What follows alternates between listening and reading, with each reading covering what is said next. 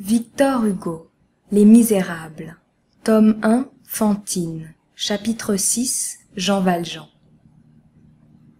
Jean Valjean était d'une pauvre famille de paysans de la Brie. Dans son enfance, il n'avait pas appris à lire. Il avait perdu, en très bas âge, son père et sa mère.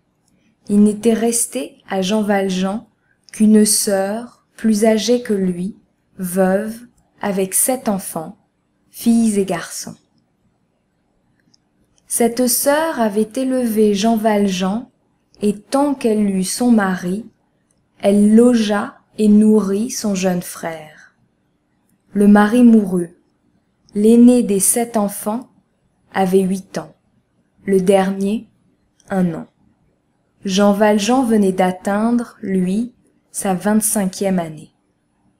Il remplaça le père et soutint à son tour sa sœur qui l'avait élevé. Cela se fit simplement, comme un devoir, même avec quelque chose de bourru de la part de Jean Valjean. Sa jeunesse se dépensait ainsi dans un travail rude et mal payé.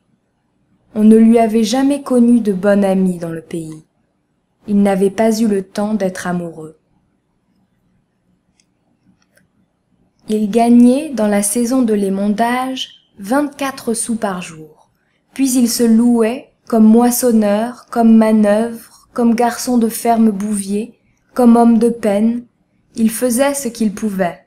Sa sœur travaillait de son côté, mais que faire avec 7 petits-enfants? C'était un triste groupe, que la misère enveloppa et étreignit peu à peu. Il arriva qu'un hiver fut rude. Jean n'eut pas d'ouvrage, la famille n'eut pas de pain. Pas de pain, à la lettre, 7 enfants.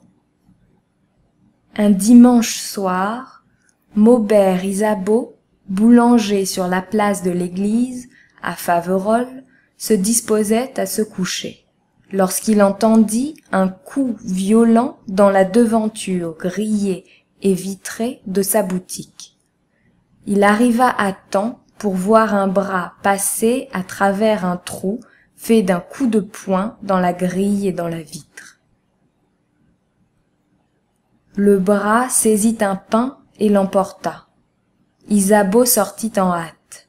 Le voleur s'enfuyait à toutes jambes.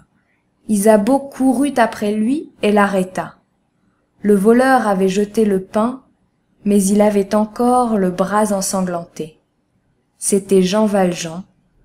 Ceci se passait en 1795.